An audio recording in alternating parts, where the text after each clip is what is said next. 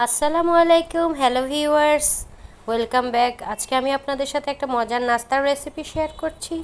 চলুন দেখি। প্রথমে আমি এক টুকরো মুরগির মাংস নিয়েছি, এগুলোকে কিউব কিউব করে কেটে নিয়েছি। একটা আলুকে পাতলা স্লাইস করে কেটে নিয়েছি।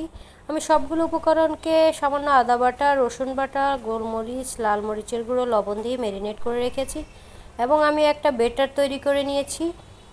এবার আমি এক টুকরো আলুর মাঝখানে এক টুকরো মুরগির মাংস দিয়ে একটা কাঠি দিয়ে আটকিয়ে দিয়েছি। আমার আলুর টুকরোগুলো একদম দেখতে কিছুটা বাটারফ্লাইয়ের মতো দেখাচ্ছে। এবার এগুলোকে আমি বেটারের মধ্যে একটা একটা করে দিচ্ছি এবং একটা চামচ দিয়ে নেড়ে চেড়ে মিশিয়ে নিচ্ছি। চুলায় আমি একটা প্যান বসিয়ে দিয়েছি, পরিমাণ মতো তেল দিয়েছি। তেলটা গরম হয়ে এসেছে, এবার আমি বাটারফ্লাইগুলোকে তেলের মধ্যে দিয়ে দিচ্ছি। দিয়ে আমি নেড়ে চেড়ে ভেজে নিব। চুলার আঁচটা আমি মিডিয়াম ফ্লেমে রাখব।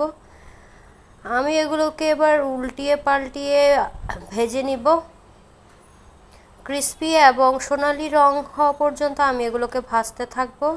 দেখুন আমার ভাজা প্রায় হয়ে গিয়েছে। এবার এগুলোকে আমি একটা প্লেটের মধ্যে তুলে নিব।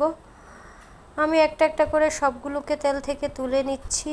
দেখুন কতটা সুন্দর ক্রিস্পি হয়েছে। এবার আমি সস দিয়ে পরিবেশন করব।